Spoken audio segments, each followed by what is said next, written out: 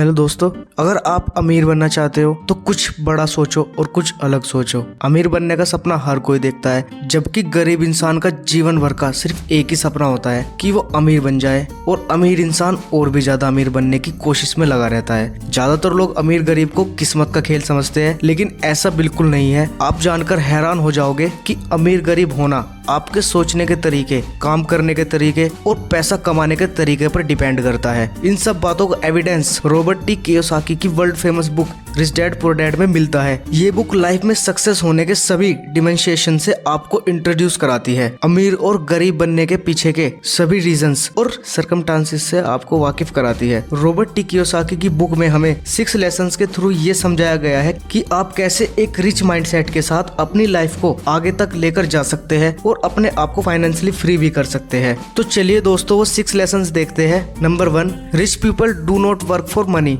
Rich mentality वाले लोग कभी पैसों के पीछे नहीं भागते। आपके मन में एक क्वेश्चन तो जरूर से आया होगा कि अगर अमीर लोग पैसों के पीछे नहीं भागते हैं तो आखिर वो इतना अमीर कैसे बनते जाते हैं। तो इसको मैं आपको एक एग्जांपल के साथ समझाता हूँ। 2 तरह के इंसान होते हैं, एक वो जो रोज कमाते हैं या फिर जो 9 से 5 वाली नौकरी करते हैं और अपनी लाइफ उस एक्टिव इनकम पर डिपेंड कर लेते हैं। जैसे कि कोई वर्कर जो रोज पैसे कमाता है पर उन्हें तुरंत ही अपने बिल्स में या फिर अपने रोजाना के खर्चों में खर्च कर देता है। ऐसे लोग पुअर मेंटेलिटी वाले लोग होते हैं। दूसरी तरफ बहुत कम लोग ऐसे होते हैं जो पैसे तो कमाते हैं पर उस पैसे पर ही रुक कर नहीं रह जाते। वह अपने पैसे को सही जगह इन्वेस्ट करते हैं और ऐसे लोग अपने एसेट्स बनाते हैं जिससे उनकी साइड इनकम आती रहती है। जैसे कुछ लोग एसेट्स के नाम पर कुछ प्रॉपर्टी खरीदकर मकान बनाकर उन्हें रेंट पर दे देते हैं। मोरल ऑफ द स्टोरी ये है कि रिच मेंटेलिटी वाले लोग पैसों के पीछे ना भागकर एसेट्स के पीछे भागते हैं। Lesson number 2, why teach financial literacy. एक बार धीरूभाई अंबानी जी के साथ उनका पोता अनंत अंबानी मार्केट जा रहा था। उस टाइम अनंत अंबानी उम्र में बहुत छोटे थे। उन्होंने धीरूभाई अंबानी से कहा कि मुझे पैसे दो, मुझे गुब्बारे लेने हैं। धीरूभाई अंबानी ने 15 रुपए में एक खाली गुब्बारों का पैकेट खरीदकर अनंत अंबानी को दे दिया। घर आकर अनंत अंबानी ने नॉर्मल बच्चों की तरह उन गुब्बारों से खेलना शुरू नहीं कर दिया, बल्कि उन गुब्बारों को फुलाकर बेचने चले गए और प्रॉफिट भी कमा कर लाए। इन शॉर्ट, ये बिजनेसमैन बनाने के लेसन्स अंबानी जी अपनी फैमिली वालों को भी सिखाते थे। और सिर्फ अंबानी की फैमिली ही क्यों, मेरे जितने भी बिजनेस कम्युनिटी वाले फ्रेंड है और रिलेटिव्स है, वो सब पहले ये कहते हैं कि पहले दुकान फिर मकान। यानी रॉबर्ट कियोसाकी की भाषा में बोले तो पहले एसेट्स फिर लायबिलिटीज, यानी पहले इनकम सोर्स बनाओ और फिर खर्चा करो। Lesson 3, mind your own business. Robert T Kiyosaki कहते हैं कि जहाँ पर पुअर और मिडिल क्लास मेंटेलिटी वाले लोग सैलरी मिलते ही पहले अपने बिल्स चुकाने शुरू कर देते हैं और उसके बाद बचे हुए पैसों को सेव करते हैं, वहीं पर जो रिच मेंटेलिटी वाले लोग होते हैं वो सबसे पहले पैसे को सेव करते हैं और उसके बाद बचे हुए पैसों से अपने बिल्स भरते हैं। रॉबर्ट कियोसाकी की भाषा में कहे तो सबसे पहले खुद को पे करे, इसलिए रॉबर्ट ने इस लेसन को माइंड योर ओन बिजनेस का नाम दिया है। अब हम देखते हैं लेसन 4 क्या कहता है। Work for learn, don't work for money.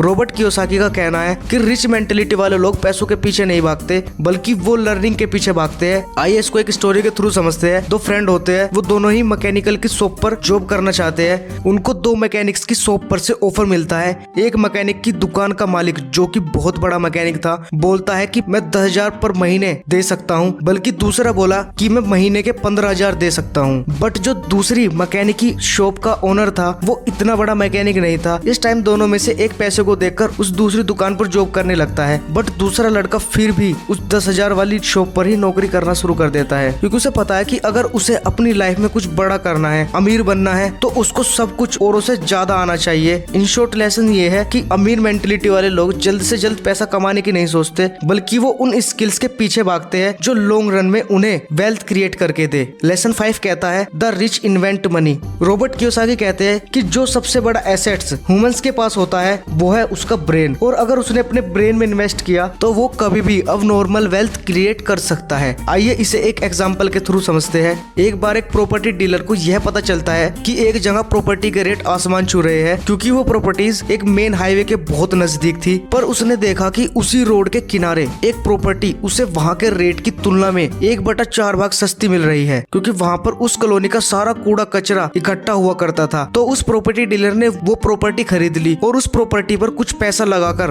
वहाँ से सारा कूड़ा कचरा हटा दिया और वहाँ पर एक छोटी सी बिल्डिंग बनाई और उसने कुछ ही सालों बाद वह प्रॉपर्टी उसकी इन्वेस्टमेंट को हटाकर 3 गुना से भी ज्यादा दामों में उस प्रॉपर्टी को बेच दिया। इन शॉर्ट, रॉबर्ट कियोसाकी का कहना है कि एक रिच मेंटेलिटी वाला इंसान ही मनी को इन्वेंट करने का तरीका ढूंढ सकता है। Next lesson number 6, overcoming obstacles. Robert Kiyosaki का कहना है कि हमारी लाइफ में 4 बेसिक टाइप की रुकावटें आती है जिसकी वजह से हम डिसीजन नहीं ले पाते हैं, और ये 4 चीजें हैं: डाउट यानी खुद की कैपेबिलिटी पर शक करना, लेजीनेस यानी सुस्ती, बैड हैबिट्स यानी बुरी आदतें। इन सब में सबसे बड़ा ऑब्स्टिकल है फियर। अब हम देखते हैं कि फियर से हम कैसे बच सकते हैं। हम लोग हमेशा डरे रहते हैं कि अगर हमने गलत डिसीजन ले लिया तो हमारा क्या होगा, जिसकी वजह से हम कोई डिसीजन ले ही नहीं पाते हैं। तो इससे बचने के लिए एक सिंपल मेंटल मॉडल है, और वो ये है कि दुनिया में सिर्फ 2 टाइप के डिसीजन है, टाइप 1 और टाइप 2। टाइप 1 डिसीजन वो होते हैं कि हमसे अगर वो डिसीजन गलत लिए जाते हैं तो हमारी लाइफ पर उस डिसीजन का कोई नेगेटिव इम्पैक्ट नहीं पड़ता है। वहीं दूसरी तरफ अगर आपका टाइप 2 डिसीजन गलत हो जाता है तो आपकी लाइफ बर्बाद हो सकती है।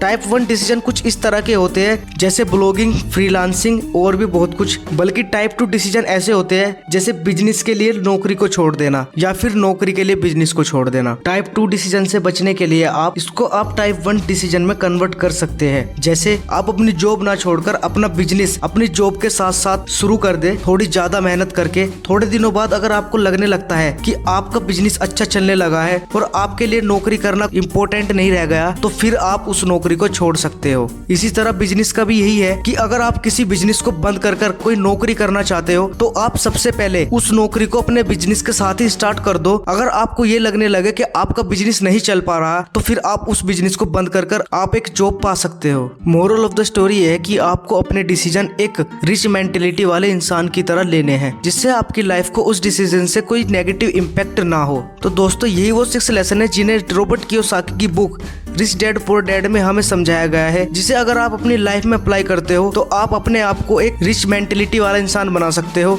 और आने वाले टाइम में एक रिच पर्सन भी बन सकते हो, और आप अपनी इनकम और अपनी मनी मैनेजमेंट को भी इम्प्रूव कर सकते हो। तो दोस्तों, अगर आपको हमारी वीडियो पसंद आई है और अगर आप हमारी वीडियो यहाँ तक देख चुके हो तो दोस्तों हमारी वीडियो को लाइक करके जरूर जाना, और अगर आपका कोई इस वीडियो को लेकर ओपिनियन हो तो हमें जरूर से कमेंट करके बताना, और ऐसी ही इन्फॉर्मेटिव वीडियोस के लिए हमारे चैनल को सब्सक्राइब भी जरूर से करना। Thank you for watching.